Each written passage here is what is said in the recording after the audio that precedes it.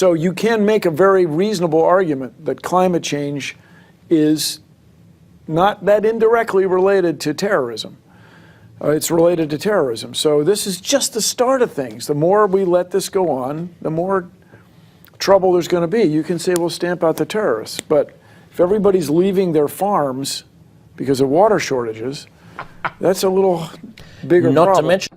All right, you might have heard me laugh, ladies and gentlemen. Welcome back to our special show focusing on yesterday's attack in San Bernardino. I'm Steve Malzberg, regularly seen at 7 p.m. and 10 p.m. Eastern right here on Newsmax television. And joining us now is Jonathan T. Gilliam, former Navy SEAL and FBI agent, president of U.S. Continued Service, and CNN analyst. And Jonathan, I know on CNN earlier today you made the bold, outrageous statement that climate change has nothing to do with terrorism. And I did a whole commentary on my Gimme 5 yesterday of Bill Nye, the science guy, the guy with the bow tie here. This whole thing that in Syria, people had no water on their farms, so they leave their farms, and what else are they going to do? They become terrorists. I mean, I've never heard such fantasy in my life. Well, I'll tell you this. I'll give Bill Nye the choice of having a sunburn or getting shot by a terrorist, and I guarantee you his outlook on which one is worse is going to be a little bit different, which one's more imminent. Yeah. That's the thing that kills me about this whole narrative is how can they even expect people to take that seriously? It's like a Saturday Night Live skit. It is. It's actually, absolutely. There's no more water on their farms, so how can there not be terrorists? You're absolutely, that's a great description. All right. You know everything that's been reported by CNN and by others about the background of the male shooter, where he met his wife, the bomb factory in the house. Is there any possibility that this is anything else, that these people were anything else but jihadists? No, I think and I said today that I think we can conclude 100% that it's terrorism. The FBI and law enforcement, they're going to take their time, because there's an investigation that's unfolding. So they're actually looking for the clues right now in case there's other people that are involved with this. They don't want to give their cards away. Right. But, yeah. I think we can conclude as soon as we found out for sure that he has been radicalized. There's no more discussion about it.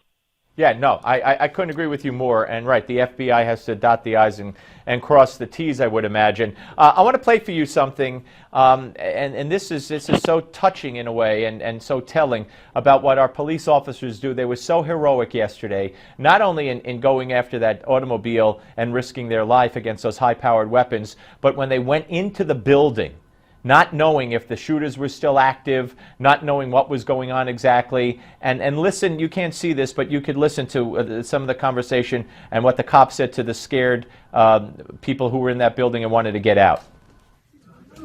Are you ready? If you're not cool, I'm not walking them, dude. Sir?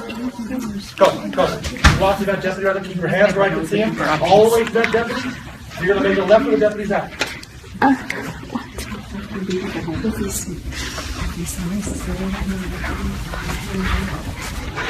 Thank you. Thank you. Try to relax, everyone. Try to relax. I'll take a bullet before you do. That's for damn sure. Just be cool, okay? Them out with their hands up. He said, "I'll take a bullet for you. I'll take a bullet before you do. That's for damn sure." And that, I just think that speaks volumes. That's every cop in this country, just about.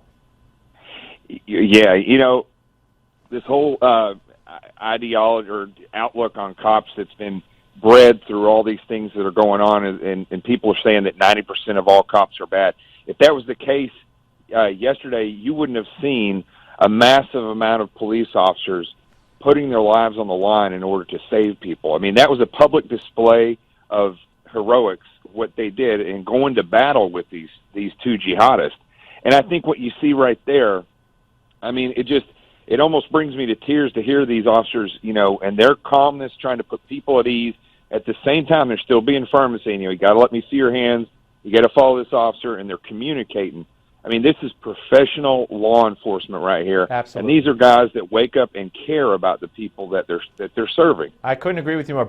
Almost bringing you to tears is exactly right. If you put yourself either in the cop's position or in the position of those scared people, you're absolutely right. We have 30 seconds. The war on guns. All the people on the left in the media, guns, guns, guns. They blame guns. But you have the mayor of Detroit saying, carry your gun if you're allowed to. That's why we don't have terrorism here. Sullivan County, New York, if you have a carry permit, the chief says carry it. If there was a gun in that place, a carrier, maybe there wouldn't have been so many dead people. You know why terrorism never happens in crime-ridden areas? Because everybody's got a gun. The bad it's guys. Illegal. For the most it's all the bad guys, yeah. but they're going to get shot if they go in there and do that. Why not give the good guys the opportunity to do the same thing? Absolutely. And let people have guns and defend themselves. Jonathan, you radical right-wing lunatic. Thank you very much, my friend. We'll speak to you soon. Jonathan Gilliam, folks. Up next, Dr. Jeffrey Gardier, America's psychologist.